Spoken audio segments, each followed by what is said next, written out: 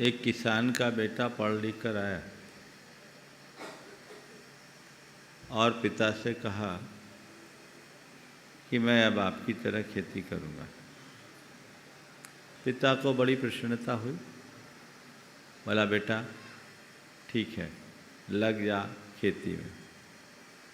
बेटे ने कहा, पापा मैं अपने तरीके से खेती करूँगा, मैं पढ़ा लिखा हूँ। बोले, ठीक है, तू अपने तरीके से कर।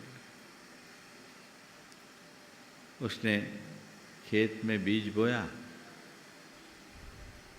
और आकर घर बैठ गया। पिता ने कहा, ठीक है, तू खेती करना, मैं तीर्थ यात्रा करके आता हूं। जब 2 महीने बाद पिता तीर्थ यात्रा से लौटा और खेती में जाकर देखा तो खेती की जगह खरपतवार उगी हुई थी। पिता ने पूछा, बेटा ये क्या किया? बीज नहीं बोया? बोले, बीज तो बोया था। तो तू बीज बोया और खरपतवार उगी है, ये क्या? बोले, पापा मैंने बीज तो बोया, खाद भी डाला, सब कुछ किया, पर मुझे समझ में नहीं आ रहा है कि खरपतवार क्यों उगी। पिता ने कहा, बेटा तूने बीज तो बोया, पर फसल को तैयार करने के लिए केवल बीज बोना मात्र पर्याप्त नहीं है, उसकी ठीक तरीके से देखभाल करना भी जरूरी है और उसके इर्द गिर्द उगाए खरपतवार की निदाई और गुड़ाई करना भी जरूरी है। उन खरपतवारों को उखाड़ करके अलग करना जरूरी है। उसने कहा, पापा मैंने तो सोचा उत्तम बीज है, उत्तम भूमि है, बीज बो दो, खाद डाल दो, निश्चिंत हो जाओ, फसल आएगी। तो उसके पिता ने कहा कि बेटे ऐसे निश्चिंतता से खेती नहीं होती, खेती सजगता से होती है। तू सजग रहेगा तभी अपने फसल को सुरक्षित रख पाएगा। यही बात आज के संदर्भ की है। आज का विषय बड़ा मौलिक विषय है।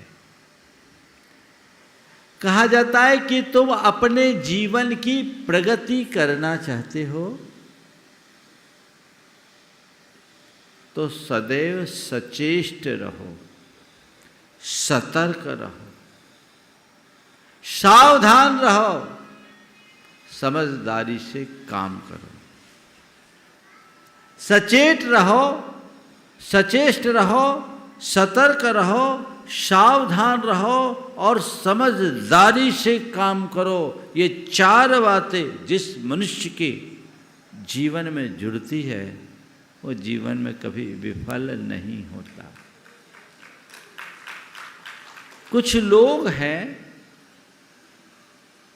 जो बड़े निश्चिंत जैसे होते हैं, है ना, कोई काम है, हाँ कर लिया हो जाएगा।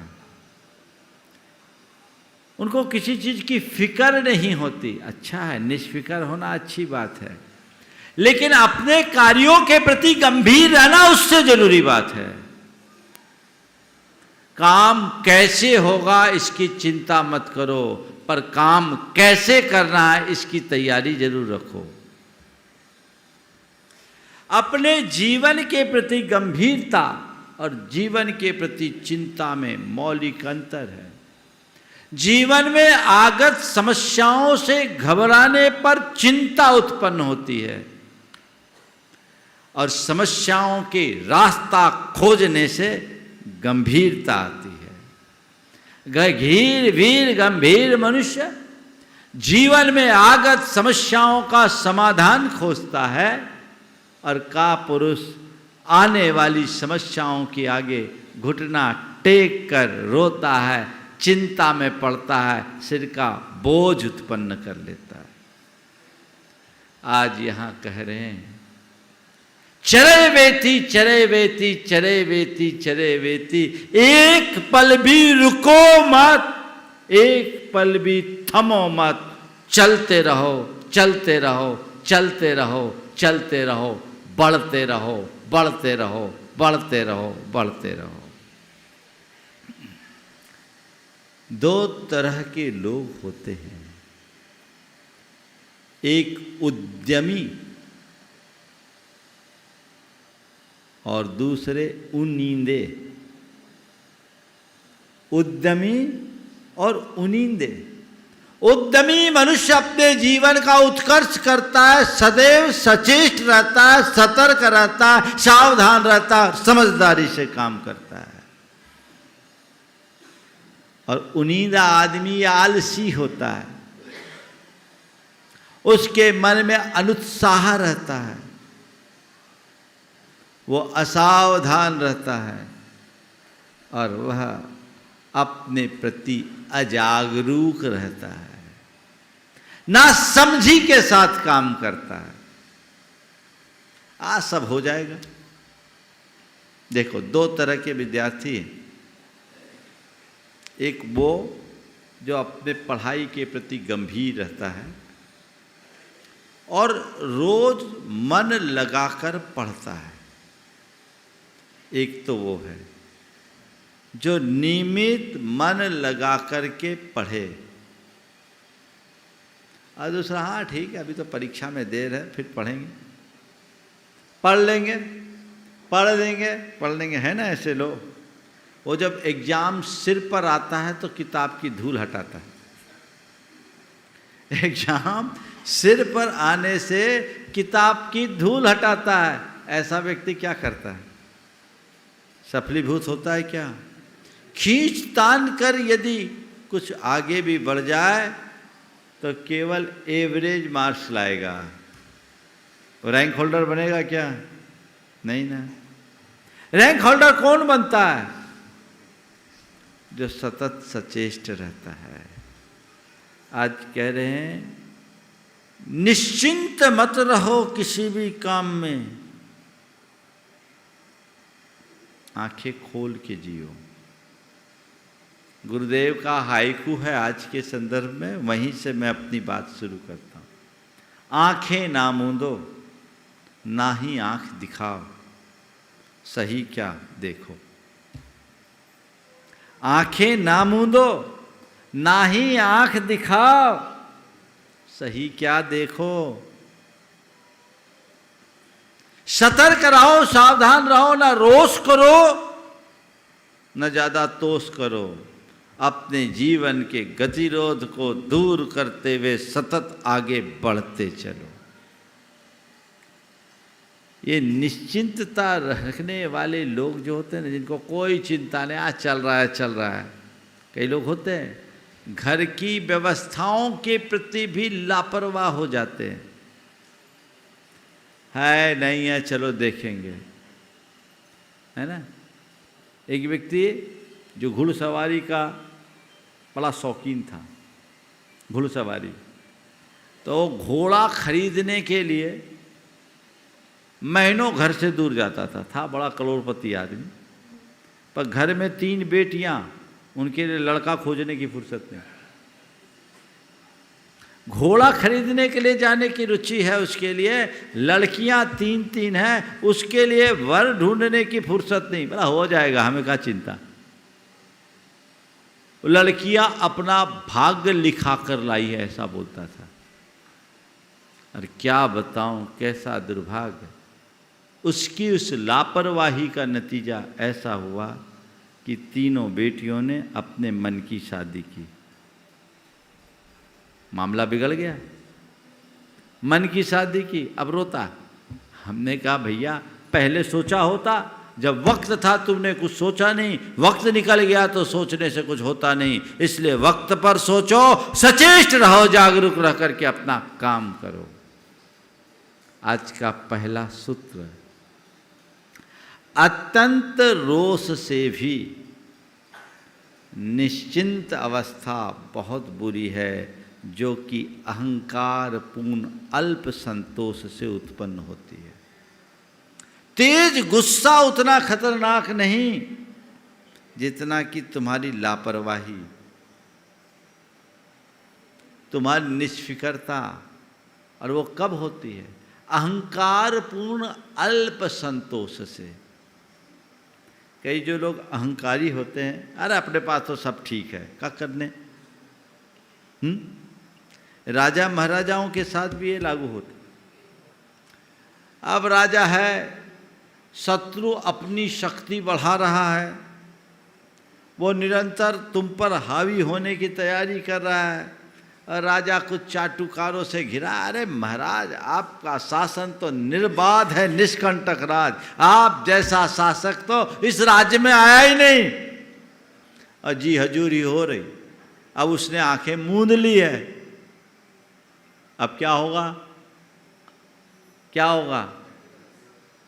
ऐसे राजा को कभी भी राजच्युत होना पड़ सकता है। राजनीति कहती है कि कभी विरोधी को कमजोर मत आंकना और विरोधी को पनपने का अवसर मत देना, ये राजनीति कहती है। अगर हम नीति शास्त्र की दृष्टि से देखें तो अपने किसी कार्य में किंचित भी कमी मत करना, कमी करोगे फेल हो जाओगे। और अध्यात्म की दृष्टि से करें तो तुम अपने कर्मों के प्रति कभी लापरवाह मत बनना, लापरवाह मत बनना। तुम्हारी एक छोटी सी दुर्बलता तुम्हारे जीवन को दूभर बना देगी, तुम्हें दुर्गति का पात्र बना देगी।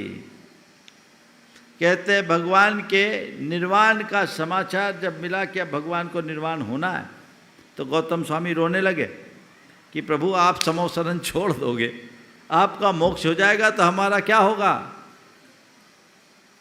तो भगवान ने कहा गौतम क्षणमपि मापमाय, एक क्षण का भी प्रमाद मत करो, क्योंकि तन में गड़ने वाला कांटा एक मुहूर्त तक दुख देता है, लेकिन मन का प्रमाद भाव भाव में दुखी करता है। ये भगवान के वचन हैं। इसलिए लोक हो या परलोक, नीति हो या व्यवहार या अध्यात्म, हर जगह व्यक्ति को सचेष्ट रहना चाहिए। एक पल के लिए विराम मत करो, रुको मत बढ़ो, रुके तो गए। चढ़ता चले सो आदमी, बढ़ता चले वह आदमी। चढ़ता चले जो आदमी, बढ़ता चले वह आदमी, उत्सर्ग पथ पर सूल से लड़ता चले वह आदमी। चढ़ता चले वह आदमी, बढ़ता चले वह आदमी, उत्सर्ग पथ पर सूल से लड़ता चले वह आदमी है। आदमी तो वह जिसका धर्म ही संग्राम है, जीवन इसी का नाम है, जीवन इसी का नाम। योद्धा बनो, तत्परता के साथ काम करो। समझ गए। हम लोग का मूल मंत्र क्या है? मूल मंत्र क्या है बोलो। नमोकार मंत्र का पहला पद क्या है? थोड़ा जोर से। इसका मतलब क्या है? अरिहंतों को नमस्कार। ये अरिहंत कौन है? जिसने अपने शत्रुओं का हनन कर दिया, उनको नमस्कार है ना। तो नमो अरिहंताना हम क्यों बोलते हैं? जिनने शत्रुओं का हनन कर दिया उनको नमस्कार करने मात्र से लिए नहीं, अपने शत्रुओं का हनन करने की शक्ति और सामर्थ्य पाने के लिए। आगे बढ़ना है तो अरिहंत बनो, योद्धा बनो। समझ गए? शत्रुओं का हनन करो, उसके लिए सतत अपने आप को उद्यमशील बनाना होगा। समझ गए? तो अत्यंत रोष से भी ऐसी निश्चिंतता, जिसे एक प्रकार की अचेत अवस्था कही जाती है, बहुत बुरी है, जो कि अहंकार पूर्ण अल्प संतोष से उत्पन्न होती है। इससे बचिए। दूसरा सूत्र, वैभव असावधान लोगों के लिए नहीं है, ऐसा संसार के सभी विज्ञ जनों का निश्चय है। वैभव असावधान लोगों के लिए नहीं है, ऐसा संसार के सभी विज्ञ जनों का निश्चय है। हर बुद्धिमान व्यक्ति ये जानता है, असावधान हुए सब गया। तो ये बाहरी वैभव या भीतरी वैभव, दोनों प्रकार का वैभव असावधान लोगों के लिए नहीं है। मैंने सुना है कि बहुत ऐसे ऐसे करोड़पति रहे जिनका कभी अपने ज़माने में जिस शहर के वे निवासी थे आधा गांव उनका था, और उनके बच्चे तखत तोड़ बन कर रह गए, संपत्ति बेच बेच कर ख़त्म कर दिए। जिनकी कभी तूती बेच बसती थी आज वो मुनीमी करते फिर रहे हैं। क्यों? असावधानी के कारण। तो सचेष्ट रहो, सजग रहो, सावधान रहो और समझ रखो। ये जीवन का मंत्र बनाओ। चारों बातें अपने हृदय में अंकित कर लो। अब कोई को कोई फिक्र नहीं। आजकल जो ये तुम्हारा सोशल मीडिया है ना, तुम्हें ज़्यादा लापरवाह कर दिया। एक भाई ने बताया, उसका व्यापार चल रहा था अच्छा खासा, ठीक। देखिए खामियाजा कहाँ, वो भाई यहीं उपस्थित है, नाम नहीं ले रहा। अच्छा खासा अपने नौकरों पर निर्भर, देख रहा है नौकर बता रहे रोज इतने रुपया आ रहे हैं, इनकी आंखें चमक रही है, आज इतना सेल हो रहा है, इतना रुपया मेरे घर आ रहा है। बैलेंस शीट कभी देखे नहीं, नजर अपनी रखे नहीं। पता लगा देखते देखते इतना बड़ा सुराख हो गया कि उसे पाट पाना भी मुश्किल, सुराख भी बहुत बड़ी दरार बन जाती है। अगर पहले दिन से सावधान होते तो ये समस्या कभी नहीं होती। निर्भरता जरूरी है, पर आंखें खोलकर। आज का युग तो इंटरडिपेंडेंट युग है, एक दूसरे पर आपको डिपेंड रहना पड़ेगा, उसके बिना आपका काम नहीं चलेगा। लेकिन ऐसे निर्भर मत बनो कि वही तुम पर भार बन जाए और इतना वजन लग जाए कि तुम उठ ना सको। इसलिए आंखें ना मूंदो, नहीं आंख दिखाओ, सही क्या देखो। समझदारी के साथ काम करो, सावधानी के साथ काम करो, सजग रहो अपनी हर क्रिया के प्रति। तो वैभव असावधान लोगों के लिए नहीं है, और असावधान के लिए ऐसा संसार के विज्ञ जनों का निश्चय है। जितने भी सफलतम लोग हैं, आप उनके जीवन में झांक कर देखोगे तो उनकी हार्ड वर्किंग एक विशेष रूप से दिखाई पड़ेगी। जितना हार्ड वर्क करोगे उतना स्ट्रांग बनोगे। जो निश्चिंत है, क्या हो रहा क्या नहीं हो रहा देख नहीं रहे हैं, समझ नहीं रहे हैं, आंखें जिनने मूंद ली है उनका तो बंटा ढार होना ही होना है। न केवल व्यापार के प्रति, परिवार के प्रति भी ध्यान रखो। परिवार और परिवार में क्या घट रहा है, तुम्हारे बेटे बेटियां क्या कर रहे हैं, घर के अन्य सदस्य क्या कर रहे हैं, इन पर भी नजर रखो। पुलिस मत बनो कि तुम उनकी CID बन जाओ, IB लगा दो उसके पीछे। लेकिन अगर पिता हो तो पिता बन करके भी आंखें खोल के रहो। धृतराष्ट्र मत बनो। क्या? धृतराष्ट्र मत बनो। आंख बंद कर लोगे तो कहीं के नहीं रहोगे, आंखें खोल के जीना है। तो वैभव असावधान लोगों के लिए नहीं है, ऐसा संसार के सभी विज्ञ जनों का निश्चय है। व्यर्थ के कार्यों में मत उलझिए, कल शाम के शंकर समाधान में मैंने क्या कहा था, आज की सारी पीढ़ियां केवल सोशल मीडिया में कॉपी पेस्ट करने में लगी है, वो कुछ क्रिएटिविटी बचती नहीं, किसी प्रकार का इनोवेशन नहीं है। संत कहते क्रिएटिव बनो, इनोवेटिव बनो, कुछ करके चलो, कुछ बढ़ के चलो। जहां तुम हो वहां से आगे चढ़ के चलो, कुछ करो, व्यर्थ में अपना समय बर्बाद मत करो। समय बहुत कीमती है, एक बार खोया हुआ समय वापस लौट कर नहीं आता। जितने भी सफलतम लोग हैं ना, वे सोशल मीडिया का बहुत कम उपयोग करते हैं। मैं यहाँ उपस्थित सभी युवाओं के लिए विशेष रूप से कहूँगा, हालांकि अब तो युवाओं के विषय में कहना बेकार है, क्योंकि सब एक ही थैले के चट्टे बट्टे बन गए हैं।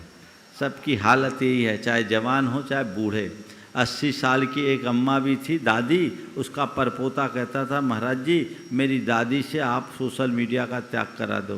बोले क्या करती है? व्हाट्सअप चलाते? नहीं महाराज, व्हाट्सअप तो बहुत पीछे, वो व्हाट्सअप, फेसबुक, इंस्टाग्राम, ट्विटर सब में अपडेट है। बोले महाराज रात के 12 बजे के पहले कभी सोती नहीं है। बोला उम्र कितनी है? बोले 82 साल की। क्या बीमारी है? मैं आपको बोल रहा हूँ, मुझे एक आर्टिकल दिखाया था किसी ने, नेट पर ये उपलब्ध होगा, आप लोग देख सकते हैं। बिल गेट्स, जकरबर्ग और स्टीव जॉब्स, इनले के बारे में, जो माने फेसबुक के संस्थापक, एप्पल के संस्थापक, और बिल गेट्स जो है आपके माइक्रोसॉफ्ट वाले, ऐसे और 10 लोगों के नाम थे, जिनमें से सबका नाम मुझे ध्यान नहीं है। उसमें लिखा कि ये लोग अपने ऑफिस के कार्यों के अलावा नियमित मात्र 15 मिनट इंटरनेट का प्रयोग करते हैं, मात्र 15 मिनट्स को आधा घंटे मात्र। उनके परिवार में उनके बच्चों तक ये व्यवस्था है, तब तो आगे बढ़ते हैं। बाकी तो इन सब चीज़ों में डिस्ट्रैक्शन है, और आजकल को तो टच स्क्रीन है, तो इस एक को देखते देखते तुम्हारा कहीं हाथ लग गया तो कहाँ खोते हो पता लगता है क्या? एक ने बोला, महाराज वो आया मेरे पास, बोला महाराज आज से मैं स्मार्टफोन का त्याग करता हूँ। बोले क्यों? बोले महाराज मैंने देखा पिछले 1 सप्ताह से नोटिस कर रहा हूँ, देखते देखते देखते देखते बहुत समय बर्बाद हो जाता है, तो मैंने कहा ऑफिस से बाहर स्मार्टफोन यूज करना ही नहीं है, मुझे सामान फ़ोन रखना है। वो अपने जेब में सामान फ़ोन ही रखता है। बोले इंटरनेट का काम ऑफिस में, हमें दिन भर इंटरनेट की ज़रूरत क्या? 24 घंटे हम स्मार्टफोन लगा करके क्यों बैठे? देखो आप, हो सकता है कई लोग अभी यहाँ सभा में बैठे होंगे ना, उनका भी मोबाइल चालू होगा, हो सकता है चालू होगा। वो तो कहीं बैठो, आजू बाजू में बैठे, एक दूसरे की खबर नहीं, निष्फिक्र है। फिर जब समस्याएं विकराल रूप लेकर के सामने आती है तो व्यक्ति फिर कहीं का नहीं होता। इसलिए इस पर ध्यान रखो। यदि तुम अपनी सावधानी में हर समय और हर एक प्रकार के आदमियों से रक्षा करने में सुस्ती नहीं करते, यदि तुम अपनी सावधानी में हर समय और हर एक प्रकार के आदमियों से रक्षा करने में सुस्ती नहीं करते, तो इसके बराबर और क्या बात है? और ऐसा करते हो तो इससे खतरनाक और क्या बात है? हर समय और हर व्यक्ति के प्रति सावधानी रखो, क्योंकि कोई पता नहीं आगे क्या होगा। थोड़ी सी सावधानी चूकती है लोग, आप देखना आपके अनुभव में ऐसा आया होगा, अरे पहले मैं सावधान हो जाता तो अच्छा था। ऐसा हर मनुष्य के जीवन में 2-4 अनुभव तो होगा, है कि नहीं? बोलो, काश पहले सावधान होता, चूक गया। हाँ, तो भाई जो उसका खामियाजा था वो तो भुगत लिए। एक बार चूक गए कोई बात नहीं, दोबारा ना चूको, दोबारा चूक गए तो कोई बात नहीं, तीसरी बार नहीं चूको और उसके बाद भी चूकना ही है, तो फिर जिंदगी फूंक दो, फिर बचा क्या। चूक में ही तो सब फूंक रहे हैं, इससे बचिए। जो पहले से अपनी रक्षा में प्रमादी रहता है, तब वह अपनी निश्चिंतता पर पीछे से विलाप करता है, जबकि वह विपत्ति से विस्मित हो जाता है। पहले तो सावधान नहीं रहा, अब चारों तरफ से घिर गया, अब क्या करे, हे भगवान अब क्या करे। तो भगवान कहते हैं हम क्या करें, भगवान भी क्या करेंगे। जानबूझकर जब तुम कर सकते थे तब तुमने करने का विचार नहीं किया, अब घिर गए हो तो कपार पर हाथ रखकर सोच रहे अब क्या करें। ध्यान रखना, किसी भी व्यक्ति को ऐसे घिरा देखकर एक बार तय कर लो, मन में संकल्प ले लो कि मैं अपने जीवन में कभी ऐसी नौबत नहीं आने दूंगा, ऐसा कोई अवसर ही नहीं बनने दूंगा जब मुझे ये कहना पड़े कि अब क्या करूं। किंग कर्तव्य विमूढ़ता की स्थिति जीवन में कभी आने ही नहीं दूंगा।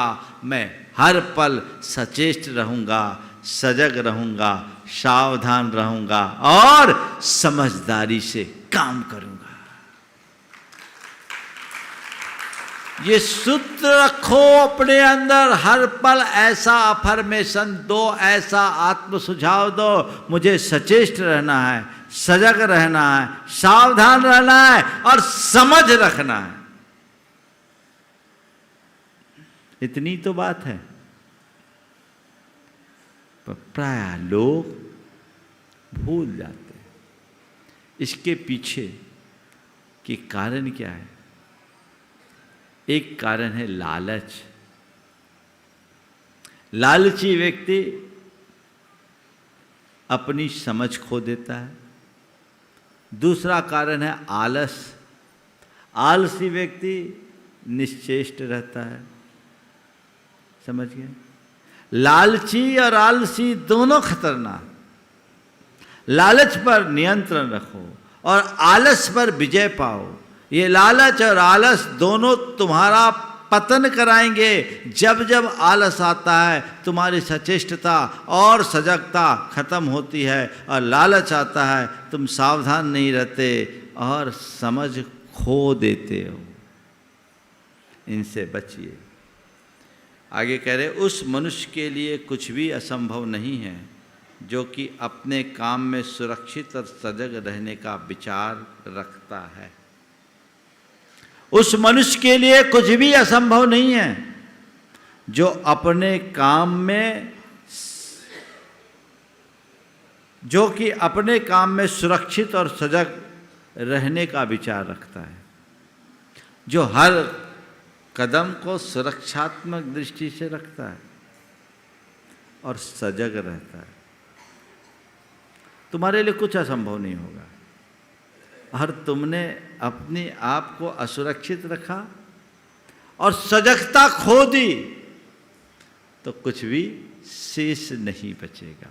इस पर ध्यान रख करके हमें चलना चाहिए। और इसमें जो बाधा है, जब तुम्हारी आत्मा अहंकार और उत्सेक से मोहित होने को हो, जब तुम्हारी आत्मा अहंकार और उत्सेक से मोहित होने को हो, तब मस्तक में उनका स्मरण रखो जो कि लापरवाही और बेसुधपन से नष्ट हो गए। जब तुम्हारी आत्मा अहंकार और उत्सेक से मोहित होने को, उत्सेक यानी अपनी उपलब्धियों का नाज, समझ गए? गुणों की उत्कृष्टता का मद अनुत्सेक होता है, और उसी तरह उत्सेक। अनुत्सेक यानी ज्ञानादि में श्रेष्ठ होने पर भी विनम्र है, और उत्सेक यानी एक प्रकार का मद, उद्दंडता, उज्जडपना जो अहंकार से प्रेरित होता है, मद कह सकते हैं। जब तुम्हारी आत्मा अहंकार और उत्सेक से मोहित होने को हो, तब मस्तक में उनका भ्रम, उनका स्मरण करो जो कि लापरवाही और बेसुधपन से नष्ट हो गए हैं। तुम्हारा अहंकार तुम्हें लापरवाह बनाता है, तुम्हारा अहंकार तुम्हें आत्ममुग्ध बनाता है। उस आत्ममुग्धता में तुम अपने आप को अपूर्ण अवस्था में ही पूर्ण होने का भ्रम पाल लेते हो, तो अंदर से कमजोर बने रहते हो। अंत में होता क्या है? नीचे देखना पड़ता है। तो जो लापरवाही और बेसुधपन से नष्ट हो चुके उनको देखो और सीख लो कि अब मैं कभी लापरवाह नहीं बनूंगा, मैं बेसुध होकर नहीं जीऊंगा, मैं आत्ममुग्धता के साथ नहीं जीऊंगा, मैं जागरूक होकर जीऊंगा, समझदारी के साथ जीऊंगा, सावधानी के साथ जीऊंगा और हर पल अपने आप को आगे बढ़ाने के लिए सचेष्ट रखूंगा। इतनी सी ही तो बात बिठाने की जरूरत है। यदि ये बात बैठ गई, जीवन निहाल हो गया। लेकिन अहंकार मानने नहीं देता। देखो खरगोश और कछुए की कहानी याद है ना? क्या था? खरगोश को अहंकार था, अरे कछुआ मेरे आगे लगता कहां। खरगोश को अहंकार था कि कछुआ मेरे आगे लगता क्या है, मैं तो चीते की तरह तेज गति से दौड़ सकता हूं, पल में पार हो जाऊंगा। थोड़ी सी तो दूरी है। कहानी तो आप सब लोगों ने पढ़ी है, सुनी है ना? आज के संदर्भ में समझो। खरगोश क्या किया? पेड़ के नीचे निश्चिंत होकर सो गया। वो निश्चेष्ट हो गया, वो लापरवाह हो गया, वो असावधान हो गया। क्यों? क्योंकि उसको भ्रम था, इस बात का अहंकार था कि कछुआ मेरे आगे कुछ नहीं लगता। कछुआ कछुना मेरे आगे कुछ नहीं है। वो निश्चेष्ट हो गया। अहंकार मनुष्य को निश्चेष्ट बनाता है, अहंकार मनुष्य को लापरवाह बनाता है, अहंकार मनुष्य को अनुद्यमी बनाता है, उसे उनिंदा कर देता है। सो गया था ना? सो गया था ना? नहीं, खो गया था। क्या किया था? सो गया था नहीं, खो गया था। वो खो गया। फिर क्या हुआ? जो होना था वो हो गया। खरगोश सो के खो गया, फिर क्या हुआ? जो होना था सो हो गया। कछुआ सचेष्ट रहकर बाजी जीत गया। अगर खरगोश जैसा गतिशील प्राणी भी निश्चेष्ट हो जाए, लापरवाह हो जाए, तो कछुआ जैसा मंद गति से चलने वाला प्राणी भी उसे हरा सकता है। ऐसा केवल कहानी में नहीं हुआ। मुझे लगता है यहां बैठे भी कई खरगोश ऐसे होंगे जिन्हें कछुओं ने हराया है। बोलो, सही बोल रहा हूं कि नहीं? जोर से ताली बजा दो अपनी हार पे, अपनी हार पे ताली। कई खरगोशों को कछुओं ने हराया है। कोई बात नहीं, एक बार हार जाओ पर हिम्मत मत हारो। अगर खरगोश जाग जाए तो हार करके भी सब कुछ प्राप्त कर सकता है। तो उद्यमी बनिए। आज के चारों सूत्रों को याद रखिए। मुझे सचेष्ट रहना है, सजग रहना है, सावधान रहना है और समझ रखनी है। इसे किसी स्थिति में नहीं खोना है, तो अपने आप अपना जीवन आगे बढ़ा सकते हैं। आज का आखिरी सूत्र है, जो अपने उद्देश्य को सदैव अपने समक्ष रखते हुए सजग रहते हैं वे सर्व सिद्धियों को प्राप्त कर लेते हैं। जो अपने उद्देश्य को अपने समक्ष रख कर के सदैव सजग रखते हैं, वे सर्व सिद्धियों को प्राप्त कर लेते हैं। तुम्हारा लक्ष्य क्या है, इसे सामने रखो। हर पल तुम्हारे सामने केवल और केवल तुम्हारा लक्ष्य होना चाहिए। मुझे क्या करना है, मुझे क्या पाना है, मुझे कहाँ जाना है, मुझे क्या बनना है। अपने उद्देश्य और लक्ष्य को सामने रखो, वो बिल्कुल सामने होना चाहिए। और एक पल भी ऐसा काम मत करो जो तुम्हें उससे डाइवर्ट करता हो। किसी भी प्रकार से डिस्ट्रैक्शन की तरफ जाना ही नहीं। जो चीज़ें डिस्ट्रैक्ट करे उससे दूर हो जाओ। अपने लक्ष्य के प्रति समर्पित होने वाला व्यक्ति ही अपनी इच्छित सर्व सिद्धियों की प्राप्ति करता है। एक मुनि भी मोक्ष तब जाते हैं जब उनका ध्येय केवल अपनी आत्मा पर केंद्रित होता है। आत्मा से बाहर होते ही वे संसार में अटक जाते हैं, जो हमारे जीवन का अंतिम लक्ष्य है। इसी तरह अपने जीवन के हर क्षेत्र में जो तुम्हारा लक्ष्य है, उस लक्ष्य को अपने सामने रख करके चलोगे, तभी अपने जीवन को आगे बढ़ा सकोगे। मुझे उम्मीद है आप इन चारों बातों पर गंभीरता से विचार करके अपने जीवन के क्रम को आगे बढ़ाएंगे। हर वर्ग के लोगों के लिए उपयोगी है। हम इसका ध्यान दें, इस पर ध्यान दें और अपने जीवन को आगे बढ़ा सके। इसी भाव के साथ समय आप सबका हो गया। यहीं पर विराम। बोलिए परम पूज्य आचार्य गुरुवर श्री विद्यासागर जी महाराज।